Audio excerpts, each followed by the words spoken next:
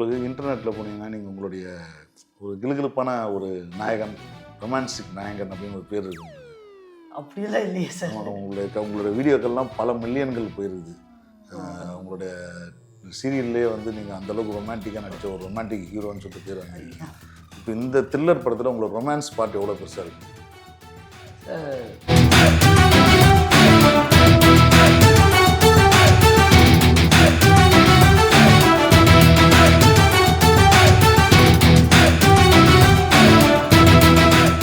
Hi, hello, வணக்கம். நான் உங்கள் கேபிள் சங்கர். இன்றைக்கி நம்ம யாரை சந்திக்க போகிறோம்னா, சமீபமாக ஒரு படம் வந்து இன்டர்நெட்டில் மீடியாவில் வந்து ரொம்ப பரபரப்பாக பேசப்பட்டு இருக்கு. அது வந்து படத்தோட பேர் வந்து ஒரு நொடி. அந்த படத்துடைய டீம் தான் ஒவ்வொருத்தராக நம்ம இன்டர்வியூ பண்ண போகிறோம்.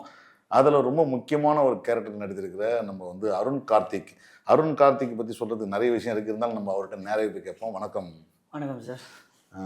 அருண் கார்த்திக், சமீபத்தில் உங்கள் படத்துடைய டீசர் ரிலீஸ் ஆச்சு. ஆமாம் சார். அதுக்கு நிறைய பேர் வந்து பார்த்தீங்கன்னா, அந்த படத்தில் வந்து உங்களுடைய ரசிகர்கள் பெரிய அளவுக்கு உங்களை வந்து கமெண்ட் பண்ணியிருந்தாங்க. எப்படி அது இத்தனை ரசிகர்களை பெற்றீங்க? தெரில சார், கண்டிப்பாக நல்ல கமெண்ட்ஸ் வந்துச்சுன்னா ரொம்ப ஹாப்பி தான். ஸோ டீசரை பொறுத்த வரைக்கும் நாங்கள் ஒரு நல்ல படம் பண்ணியிருக்கோம். ஸோ டீசர் ரிலீஸ் ஆனோடனே நான் எக்ஸ்பெக்ட் பண்ணதையும் தாண்டி எனக்கு நல்ல ஒரு கமெண்ட்ஸாக இருக்கட்டும், நல்ல எங்கள் வீட்டில் ரொம்ப சந்தோஷப்பட்டாங்க. ஸோ இப்போ வரைக்கும் நீங்கள் நான் கேட்ட கேள்வி பதிலே சொல்லியே சார், அதுக்கு அந்த கமெண்ட் வந்து நிறைய பேர் உங்களை பற்றி இருக்கட்டும், தனியாக அருண் கார்த்திக் வந்து 200 ரவுண்டு வர போகிறாரு, அருண் கார்த்திக் வந்து இப்படி பண்ண போகிறாரு, வாழ்க அருண் கார்த்திக், ஜெய் அருண் கார்த்திக் அப்படின்னு ஏகப்பட்ட கமெண்ட். 150 கமெண்ட் இருந்தால் ஒரு 80 கமெண்ட் உங்களை பற்றி தான் இருக்குது. எப்படி அவ்வளோ ரசிகர்கள்? சார் நிஜமாவே இருக்கா இல்லை நீங்களா சொல்கிறீங்களா சார்? நீங்கள் பார்க்காம இருக்கு, நாங்கள் போய் சொல்ல, நீங்கள் வேணால் போய் பாருங்கள். ஃபஸ்ட்டு கமெண்ட்டே உங்களுக்கு தான் இருக்குது. அப்படியா சார்? அப்படி பிடிச்சவங்க ஏதாச்சும் போட்டிருந்தா ஹாப்பி தான் சார். ஸோ அதுக்கு காரணம் வந்து நீங்கள் இதுக்கு முன்னாடி நீங்கள் நடித்த சீரியல்கள் வந்து மக்கள் மனதில் இடம் பிடிச்ச காரணம் நினைக்கிறீங்களா? மைட் பி நம்மளை சீரியல் முன்னாடி பண்ணோம்.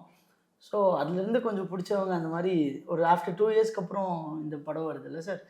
ஸோ ரசிகர்கள் காத்துன்னு இருக்காங்க அப்படியும் சொல்லிக்கலாம் சார். சரி, ஒரு நொடி உங்களுடைய அனுபவம் சார். ஒரு நொடி ஆக்சுவலி லாஸ்ட் இயர் நாங்கள் ஷூட் பண்ணோம். ஒரு நொடியை பற்றி சொல்லணுன்னா எனக்கு கிடைச்ச ஒரு நல்ல டீம் கிடச்சிச்சு சார். ரொம்ப வருஷமாக எல்லாருமே நடிக்கணும்னு ஆசைப்பட்டுட்டு இருப்பாங்க. ஸோ எனக்கு இந்த கதை சொன்னதுக்கப்புறம் மதுரையில் ஃபுல்லாக ஷூட்டிங் நடந்துச்சு. ஸோ போனதுக்கப்புறமே ஃபஸ்ட் ஷாட் எடுக்கிறதுலேருந்துமே எனக்கு cinematographer sir KG Rathi sir இருக்கட்டும், மை டைரக்டர் மணிவர்மன் சார், ரொம்ப 2 பேருமே என்னோட 2 பில்லர்ஸ்ன்னு நான் சொல்லலாம். எனக்கு ரொம்ப சப்போர்ட்டிவாக இருந்துட்டு எனக்கு ஷூட்டிங் வந்து அவ்வளோ எனக்கு கம்ஃபர்டபுளாக பார்த்துக்கிட்டாங்க. ஸோ நான் நடித்து நல்லா இருக்குது எல்லாரும் அப்படி சொல்கிறாங்கன்னா அதுக்கு முக்கியமான காரணம் அவங்க 2 பேருன்னு சொல்லலாம். ஸோ எனக்கு என்னோடய எக்ஸ்பீரியன்ஸ் ரொம்ப நல்லா இருந்துச்சு. நிறைய விஷயங்கள் நான் கற்றுக்கிட்டேன். சார் நிறைய விஷயங்கள் 1 2 வராமல் போகுது, எல்லாமே அவங்க கரெக்டாக வந்து சொல்லி கொடுத்தாங்க. என் டீம் என்னை ரொம்ப கம்ஃபர்டபுளாக வச்சுட்டனால I had a very good experience, very learning எக்ஸ்பீரியன்ஸாக இருந்துச்சு சார்.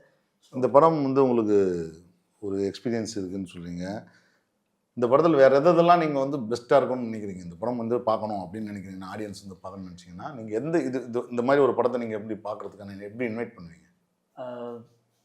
படத்தில் ஏன்னா எவ்வளோ படம் நம்ம பார்க்குறோம், நம்ம படத்தை ஏன் நம்ம பார்க்கணும், நீ என் படத்தை பார்க்குவாங்க அப்படின்னு ஒரு கேள்வி கேட்போம்ல, ஒரு காரணம் சொல்லுவாங்க.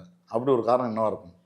அப்படி ஒரு காரணம்னா, நம்ம படம் பார்த்திங்கன்னா ஒரு யதார்த்தமாக இருக்கும் சார். யதார்த்தமான ஸ்க்ரீன் பிளேயில் ஒரு நல்ல ஒரு த்ரில்லர் மூவியாக இருக்கும்னு நான் நம்புகிறேன்.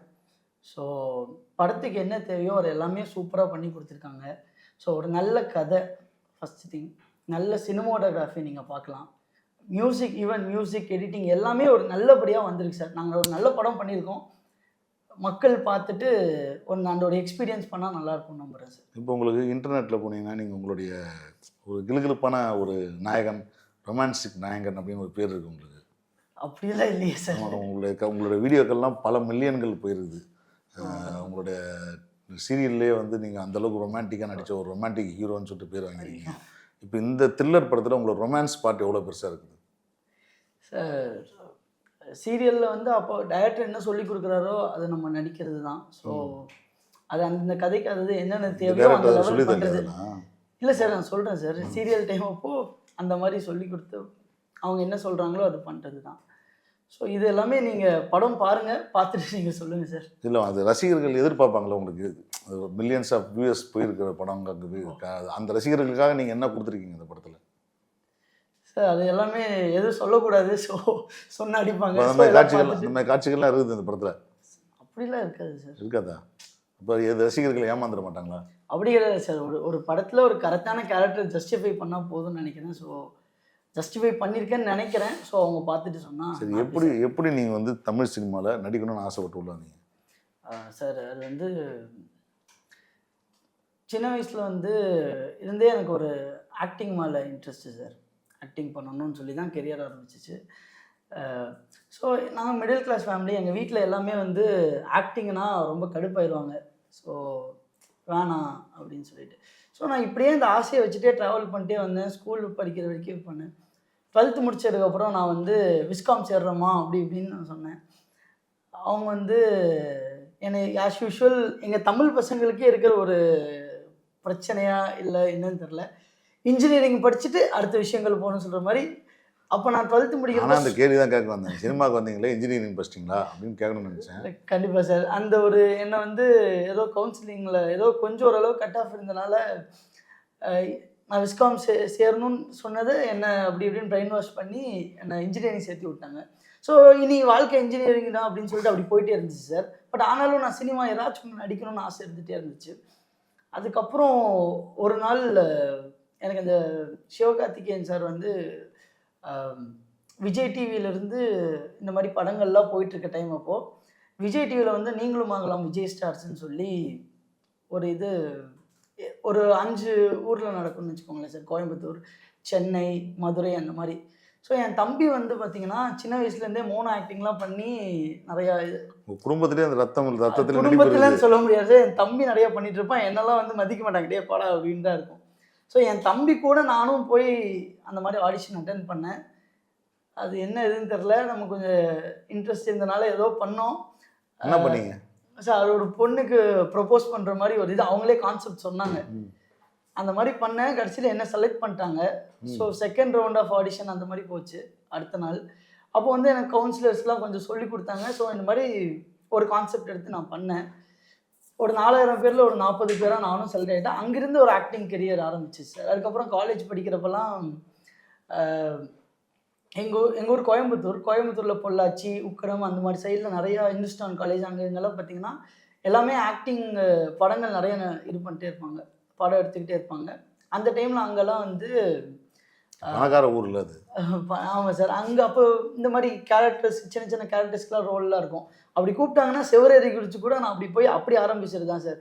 சின்ன சின்ன கேரக்டர்ஸ் அப்படியே ஷார்ட் ஃபிலிம்ஸ் பண்ணிகிட்டு இருந்தோம். அப்படியே ஆக்டிங் மேலே ஏன்னா காலேஜ் பண்ணிகிட்டு இருந்தாலுமே இந்த மாதிரி செவரேறி குறித்து கூட ஷூட்டிங்னு கூப்பிட்டா போயிடுவேன்.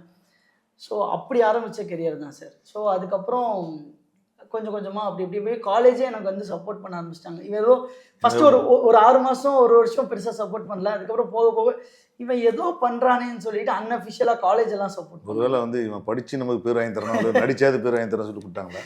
மைட் பி அப்படி இருக்கலாம் சார். ஸோ அப்படி அந்த மாதிரி இன்ட்ரெஸ்ட் சார். ஸோ அப்படியே விடலை, அப்படியே போராடி பண்ணிவிட்டு அதுக்கப்புறம் காலேஜ் முடிச்சதுக்கப்புறம் ரொம்ப இன்ட்ரெஸ்டிங்காக இருந்துச்சு. எப்படின்னா எனக்கு இன்ஜினியரிங் முடிச்சு வேலை கிடச்சி. இன்ஜினியரிங் முடிச்சவொன்னே எவ்வளோ பர்சன்டேஜ் எடுத்து பாஸ் பண்ணீங்க? 79% நினைக்கிறேன் சார். இத்தனைக்கு நடுவில் படித்து பாஸ் வேறு பண்ணியிருக்கீங்க. ஆமாம் சார். பெரிய விஷயம். அது வீட்டில் வந்து அப்போ வரைக்குமே வந்து இது சும்மா ட்ரை பண்ணிருக்கான்னு தானே சார் நினைப்பாங்க. எப்போவுமே இப்போ நான் ஒரு ஷூட்டிங் போகிறேன்னு வச்சுக்கோங்களேன் சார், பெரிய சண்டை நடக்கும் வீட்டில். ஏதோ நான் வந்து ஏதோ பெரிய கொலை குத்தமாக ஏதோ பண்ணுற லெவலுக்கு வந்து எங்கள் அம்மா அவ்வளோ இது பண்ணுவாங்க. அவ்வளோ கஷ்டப்பட்டு தான் நான் ஷூட்டிங்க்கே நான் போகணும்னு வச்சுக்கோங்களேன். சண்டை அதெல்லாம் எப்படி இருக்குன்னா, இது நம்ம போகணும், யாராச்சும் நம்ம ஏதாச்சும் ஒன்று பிடிச்சிட்டு சாப்பிட கேட்குறோம், ரொம்ப பிரச்சனைக்கு அப்புறம் சமைச்சு வந்து கொடுத்தாங்கன்னா டேய் இதுக்கப்புறம் இதை சாப்பிட்ணுமான்னு சொல்கிற மாதிரி தான் இருக்கும். அதுக்கப்புறம் ஒரு 3 இயர்ஸ் அப்படி தான் சார் போச்சு. அந்த ஃபஸ்ட் இயர் எண்ட்லேருந்து ட்ரை பண்ணேன். அந்த 3 இயர்ஸ் அப்படி தான் போச்சு. அதுக்கப்புறம் பார்த்தீங்கன்னா காலேஜ் முடித்ததுக்கப்புறம் எனக்கு இன்ஜினியரிங் வேலையை கிடச்சிச்சு. அப்பவும் நான் போகல, சினிமா தான் வரும் எப்படியாச்சும் நம்ம இது பண்ணிடுவோம்னு சொல்லி. ஸோ அந்த ஒரு 2.5 வருஷம் சர்வைவல் பார்த்தீங்கன்னா நான் ஒரு சின்ன லோக்கல் சேனலில் விஜே பண்ணேன். டான்ஸ் ஆட போயிட்டேன். பேக் டான்ஸராக டான்ஸ் ஆடிட்டு இருந்தேன். ஸோ ஆங்கரிங் பண்ணுவேன். எல்லாம் சர்வைவலுக்காக எல்லாம் பண்ணிக்கிட்டே இருந்தேன் சார். அந்த டைமில் தேனியில் ஒரு படம் நான் கம்ப்ளீட் ஆகிருந்தேன். ஸோ அந்த படம் இல்லை சாரி சார். அதுக்கப்புறம் ஒரு 2.5 வருஷம் கழிச்சு வீட்டில் வந்து போதும் இதுக்கப்புறம் முடியாதுன்னு சொல்லிட்டாங்க. ஸோ அதுக்கப்புறம் ஒரு 6 மாதம் நான் பேங்க் வேலைக்கு போனேன். ஸோ அந்த பேங்க் வேலைக்கு போன பேங்க்ல வேலை கட்சிதா? ஆமாம் சார். அது எந்த பேங்க்? ஒரு மார்க்கெட்டிங் மாதிரி இருக்குது. ம். ஃபின்கேர் ஸ்மால் ஃபினான்ஸ் பேங்க்னு சொல்ல இன்டர்வியூ ஆகிட்டு அது வீட்டில் ப்ரெஷர் தான். எங்கள் அம்மாவுக்கு என்னென்னா நான் ஒரு படித்து நல்ல வேலைக்கு போகணும்னு ஆசை. அங்கே போயிட்டுருக்கிறப்ப தான் நான் எவ்வளோ சினிமாவை மிஸ் பண்ணுறேன், லவ் பண்ணுறேன்னு எனக்கு ரொம்ப தெரிஞ்சிச்சு. நான் சினிமா ஏதாச்சும் ஒன்று பண்ணணும்னு சொல்லி அங்கே ஒரு 6 மாதம் வந்து நான் என்ன தான் ஏசியில் உட்காந்து வேலை செஞ்சாலுமே வந்து சினிமா மேலே இருக்க லவ் எனக்கு ரொம்ப தெரிஞ்சிச்சு. அந்த டைமில் ஆல்ஃபா அடிமைன்னு ஒரு மூவி நான் ஷூட்டும் பண்ணேன் கோயம்புத்தூரில். ஆமாம் சார், கோயம்புத்தூரில் ஷூட் பண்ணி அது சோனி லைவில் ரிலீஸ் ஆச்சு. ஸோ அந்த மாதிரி போச்சு. ஸோ அதுக்கப்புறம் என்னானாலும் சென்னை ஃபுல்லாக வந்து ட்ரை பண்ணிடணும்னு போயிட்டுருக்கிறப்போ ஆடிஷனில் தான் பூவே உனக்காக சீரியல் நான் செலக்ட் ஆனேன். ஸோ நிறைய ரவுண்ட் ஆஃப் ஆடிஷன்ஸ் போச்சு. ஸோ அப்படி ட்ராவல் தான் சார். ஸோ சினிமா மேலே அவ்வளோ லவ். பாருங்க, உங்களுக்கு வந்து நீங்கள் ஒரு ரொமான்டிக்கான நடிகர் அப்படின்றத உங்களுடைய சினிமாவோட டிக்கெட்டே ஃபர்ஸ்ட் என்ன ஆகுதுன்னா ஒரு பொண்ணை ப்ரொப்போஸ் பண்ணுறது சீனில் தான் ஆரம்பிச்சிருது சரிங்களா? ஆமாம். அப்போ நீங்கள் அப்போ என்ன மாதிரி ப்ரொப்போஸ் பண்ணுற சீன் இருந்துச்சு அந்த சீன்? இப்போ ப்ரொப்போஸ் பண்ணதை நினச்சி காட்ட முடியுமா? இல்லை சார், சிம்பிளாக தான் சார். என்ன சொல்கிறதுனா அங்கே போய் நின்றுட்டேன் நானும். என்னைய பார்த்து ப்ரொப்போஸ் பண்ணுறது கஷ்டமாக தான் இருக்கும், இருந்தாலும் சொல்கிறேன். இல்லை சார், யூஸ்வலாக நார்மலாக அவங்களே கான்செப்ட் சொல்லுவாங்கன்னு நினச்சேன். என்கிட்டயே கான்செப்ட் கேட்டே இருந்தாங்க, நீங்களே சொல்லுங்கள் நான் ரொம்ப புதுசு அப்படின்னு. இதே என்னை மேலேருந்து கீழே வரைக்கும் பார்த்தாங்க. தம்பி ஒரு பொண்ணுக்கு ப்ரொப்போஸ் பண்ணிடுங்க அப்படின்னு சொன்னாங்க. நான் என்ன பண்ணுறதுன்னு சொல்லிட்டு ஒரு பொண்ணு பேரை சொல்லிவிட்டு ஹாய்ங்க எப்படி அந்த மாதிரி அப்படியே ஃபாலோ பண்ணிட்டு போய் பேசுகிற மாதிரி அப்படி இப்படிலாம் நிறைய கதை சொல்லிட்டு ஐ லவ் யூ அப்படின்னு சொல்லிட்டேன். அதுக்கப்புறம் எதோ நான் அந்த டைமில் வந்து ஏதாச்சும் இம்ப்ரெஸ் பண்ணணும்ல சார்.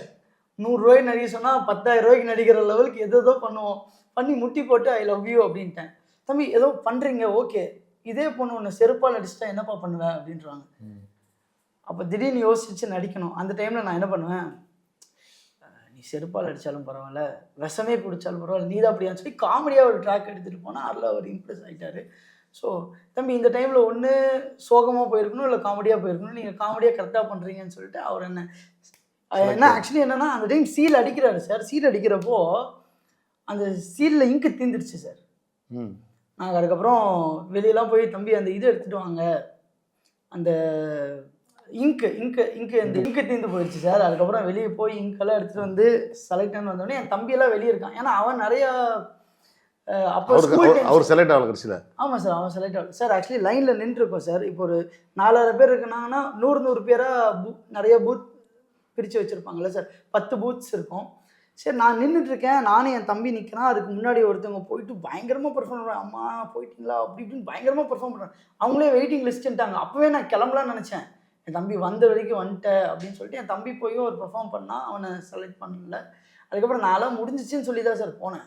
அதுக்கப்புறம் என்னை செலக்ட் ஆனதுக்கப்புறம் இந்த இங்கெல்லாம் அடித்து செலக்டர்னு சொல்கிறாங்க. நான் என் தம்பிக்கிட்ட போயிருந்தேன். என் தம்பி சொன்னான், பரவாயில்ல அருண் வா போகலாம் அப்படி இப்படின்னு சொல்லிட்டு சொன்னான். இல்லை ரீ நான் செலக்ட் ஆகிட்டேன் அப்படின்னு சொன்னேன். அவனுக்கு மூஞ்சியே இல்லை. அதுக்கப்புறம் ஒரு 5 மினிட்ஸ்க்கு நார்மல் ஹாப்பி ஃபார் யூ அப்படின்னு சொல்லிட்டு அதுக்கப்புறம் இங்கே சென்னையிலலாம் ஏதாச்சு அதோட செமிஃபைனல்ஸ் வரைக்கும் போனால் அதுக்கப்புறம் இது பண்ண முடியல. அப்போ தான் ஃபஸ்ட்டு டைம் நான் சென்னைக்கு செகண்ட் டைம் சென்னைக்கு வரேன் சார். அண்ணா யூனிவர்சிட்டிக்கு ஃபஸ்ட்டு டைம் சென்னை வந்தேன் கவுன்சிலிங்க்கு. அதுக்கப்புறம் இப்போ தான் வந்தேன். அப்போ நான் ஆக்சுவலி விவேக் சாரை பார்த்தேன்.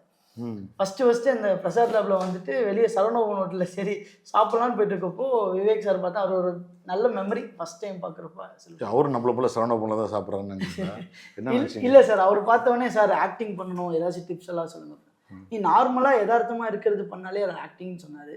பட் சாரு ரொம்ப மிஸ் பண்ணுறோம். ஸோ இல்லை இப்போது பட் அப்போவே அவ்வளோ ஜென்யூனாக சிம்பிளாக இருந்தார் சார், யதார்த்தமாக பேசுகிறேன். உங்கள் வாழ்க்கையில் இந்த ஒரு நொடி படத்துக்கு திருப்பி வரும். உங்கள் வாழ்க்கையில் வந்து சினிமாவில் ஆல்ஃபா அடிமையில் கிட்டத்தட்ட ஆல்மோஸ்ட் ஒரு பேரல் கேரக்டர் தான் உங்களுக்கு ஃபுல்லாகவே இல்லையா? உங்களுக்கு ஆல்ஃபா அடிமை உங்களுக்கு வந்து அந்த படத்தில் ஒரு முக்கியமான கேரக்டர் நடிச்சிருந்தீங்க. சினிமாவில் நடிக்க வந்தீங்க, ஆல்ஃபா அடிமை நடிச்சிங்க. ஆல்ஃபா அடிமைக்கு அப்புறம் பார்த்தீங்கன்னா டிவி சீரியல் உங்களுக்கு, அப்புறம் ஆங்கரிங், இது மாதிரி பல விஷயங்கள் தாண்டி வந்துட்டு டிவி சீரியல் ஓரளவுக்கு நல்ல பேர் எனக்கு அதில் நல்ல பேர் கிடச்சிது. அதுக்கப்புறம் திடீர்னு வந்து அதுலேருந்து விட்டுட்டு டிவியில் வந்து திருப்பி சினிமாவுக்கு வரணும்னு சொல்லிட்டு முயற்சி பண்ணி டிவி சீரியலை ட்ராப் பண்ணிங்க. அதில் வந்து சபாநாயகன், அப்புறம் இப்போது ஒரு நொடி வரப்போகுது. ஸோ இப்போ உங்களுக்கு வந்து நீங்கள் எடுத்த முடிவு எப்போ அந்த முடிவு எடுத்தீங்க? அந்த முடிவு எடுக்கிறதுக்கான ஒரு காரணம் இருக்கலாம். உண்மையாக நமக்கு சீரியல் வேண்டாம், நம்ம உண்மையாக சினிமா தான் அப்படின்னு முடிவு எடுத்தீங்கல்ல, அதுக்கான காரணம் என்ன சார்? அந்த டைமில் ஒரு பெரிய டைரக்டர்கிட்ட எனக்கு ஒரு வாய்ப்பு வந்தது. ஸோ அவங்களோட இதனால தான் சார் நான் அது போகிற மாதிரி இருந்துச்சு. ஸோ அது ட்ரை பண்ணிருந்தேன் 1.5 வருஷம். பட் கொஞ்சம் அது டேக் ஆஃப் ஆகலை. ஸோ அதுக்கப்புறம் பார்த்தீங்கன்னா நடுவில் இன்னொரு படம் தனி லீடாக பண்ணியிருக்கேன். ஸோ ஒரு அந்த இதுக்கப்புறம் படத்தை ரகசியமாக சொல்ல மாட்டீங்களா? அப்புறம் தான் அது சொல்லி அவங்க சொல்கிறப்போ நான் சொல்லுவேன். தனி லீடாக ஒரு படம் ஒரு முடிச்சிருக்கேன். தனி லீடாக ஒரு படம் பண்ணியிருக்காரு. அந்த படத்தை இப்போ சொல்ல மாட்டார், ரகசியமாக அப்புறம் சொல்லுவாருங்க. நீங்கள் அப்புறம் சொல்லுங்க எனக்கு. அதுக்கப்புறம் சபாநாயகன் அதுக்கப்புறம் தனி லீடாக ஒரு படம் பண்ணேன். அதுக்கப்புறம் ஒரு நொடி. ஸோ ஒரு நொடி வந்து எனக்கு ரொம்ப ரொம்ப ஸ்பெஷலான ஃபிலிம். பிகாஸ் நான் நிறைய கற்றுக்கிட்டேன் அந்த படத்தில் ஒரு ஆர்டிஸ்டாகவே. நம்ம ஒரு நிறைய நினச்சிருப்போம். டைரக்டர் சார் நிறையா சொல்லி கொடுத்தாரு. கேமராமேன் சார் அந்த ஃப்ரேம்லலாம் நான் அதெல்லாம் வந்து ஐ எம் ஸோ ஹாப்பி. அந்த ரொம்ப சந்தோஷமான விஷயங்களாக இருந்துச்சு சார். நிறைய விஷயங்கள் எல்லாம் படத்துக்கு அப்புறம் நான் சொல்கிறேன். ஸோ இது ரொம்ப எனக்கு ஸ்பெஷலான ஃபிலிம். நல்ல ஒரு டீம் எனக்கு அமைஞ்சாங்க சார். அதனால என்னால் நல்லா நடிக்க முடிஞ்சு, நிறைய கற்றுக்க முடியும். உங்கள் வாழ்க்கையில் நீங்கள் உங்களுடைய முதல் இந்த ஒரு நொடி, எந்த ஒரு நொடி உங்கள் வாழ்க்கையை புரட்டி போட்டுச்சு? எந்த ஒரு நொடி உங்களுக்கு சந்தோஷத்தை கொடுத்துச்சு? எந்த ஒரு நொடி நீங்கள் எடுத்த முடிவு வந்து வருத்தத்தை கொடுத்துச்சு? வருத்தம் கொடுத்தது, சந்தோஷத்தை கொடுத்தது, ஆச்சரியத்தை கொடுத்தது, புரட்டி போட்டுச்சு. புரட்டி போட்டதுன்னு சொல்லணும்னா சார், நான் படங்கள் தான் பண்ணணும்னு இருந்தேன் அந்த டைம். அப்போது எனக்கு இன்னொரு கோ டைரக்டராக ஒரு படத்தில் ஒர்க் பண்ணிகிட்ருக்கேன்னா, சீரியஸ்லி ஒரு டைலாக் ரைட்டர் இருப்பார், வினோத் அண்ணான்னு சொல்லி. அவர் வந்துட்டு சீரியலும் நீங்கள் பண்ணலாம், நல்லா தான் இருக்கீங்க அப்படின்னு சொல்லிட்டு இருக்கிறப்போ, அவர் ஒரு ஸ்ட்ராங்காக ஒரு விஷயங்கள் சொல்கிறப்போ, நிறைய பேர் எனக்கு இது சொல்கிறப்போ, படங்கள் பண்ணலான்னு, படங்கள் மட்டுமே பண்ணணும்னு சொல்லிட்டு இருக்கிறப்போ, சீரியல் பண்ண முயற்சி ஸ்ட்ராங்காக எடுக்க ஆரம்பிச்சப்போ பூவே கிடச்சி. ஸோ நான் எப்போது சீரியல் பண்ணலான்னு நினச்ச ஒரு இது என் வாழ்க்கையை புரட்டி போட்டு அந்த பூவே உனக்காக எனக்கு கிடச்சிச்சு. It's very very important in my பல இளம் ரசிகைகளை வந்து உங்களுக்கு கொடுத்த படம் சார். ஜஸ்ட் லவ் சீரியல்னால எல்லாத்துக்கும் கனெக்ட் ஆகிருக்கு. ஸோ அதனால உங்களுக்கு ரசிகைகள் ஜாஸ்தியாக இருக்காங்க. இன்ஸ்டாகிராமில் ஏகப்பட்ட ஃபாலோவர் இருக்காங்க, உங்களுக்கு கமெண்ட் போகிறவங்க நிறைய பேர் இருக்காங்க. ஸோ அதே போல் இது இந்த ஒரு நொடி, அதுக்கு அடுத்த நொடி இது கண்டிப்பாக சார். வருத்தப்பட எல்லா ஃபேன்ஸுக்குமே நான் ரொம்ப தேங்க்ஸ் சொல்லிக்கிறேன். வருத்தமாக நடந்த ஒரு நொடி, நீங்கள் எடுத்த ஒரு முடிவு வந்து ஐயோ இது தப்பாக போச்சேன்னு இதாக இருக்கா? தப்பாக போச்சே அப்படின்ட்டு அது அந்த மாதிரி அப்படின்னு தெரியல. பட் ஆனால் எனக்கு ஏதாச்சும் ஒரு விஷயம் தப்பாக போச்சுன்னா, ஒரு ஃபெயிலியர் ஏதாச்சும் ஆச்சுன்னா எனக்கு ஹாப்பி தான். பிகாஸ் நான் ஏதாச்சும் ஒன்று லேர்ன் பண்ணிக்க முடியும்னு நான் நினைப்பேன் சார் அதில். ஸோ அதுலேருந்து அடுத்த டைம் நம்ம இதை ரிப்பீட் பண்ணக்கூடாதுன்னு பார்ப்போம். இவ்வளோ சின்ன வயசில் இவ்வளோ ஃபிலாசபிக்கலாக எப்படி மாறினீங்க? ஃபிலாசபிள் இல்லை சார். சினிமாவில் இருந்து பார்த்தாலே ஒரு இங்கே வந்து நம்ம தனியாக நம்ம தான் போராடணும் இது பண்ணாலே அது வந்து லைஃப்பில் நிறையா அது கற்றுக் கொடுக்குறது நம்புகிறேன் சார். எல்லாம் அப்படிதான். ரொம்ப ஃபிலாசபிக்கலாக பதில் சொல்லுங்க, என்னால் பதில் சொல்ல முடியல. இருந்தாலும் கரெக்டான பதில் தான். வாழ்க்கை நமக்கு நிறைய பாடங்களை கற்றுக் கொடுக்கும். ஸோ உங்களுக்கு இந்த படத்தோடைய இந்த உருநொடி படத்தின் மூலமாக அந்த திரையில் கிடைக்கக்கூடிய ஒரு கரகோஷமும் சந்தோஷமும் உங்களை வந்து மிகப்பெரிய வெற்றியை வந்து கொடுத்து, அடுத்து நீங்கள் ஒரு பெரிய ஹீரோ ஆகி ரசிகைகளுக்கு மத்தியில் நீங்கள் வந்து சந்தோஷமாக போகிறத நான் பார்க்குறோம். ஸோ அதுக்கான வாழ்த்துக்கள். நன்றி, வணக்கம். Thank you sir.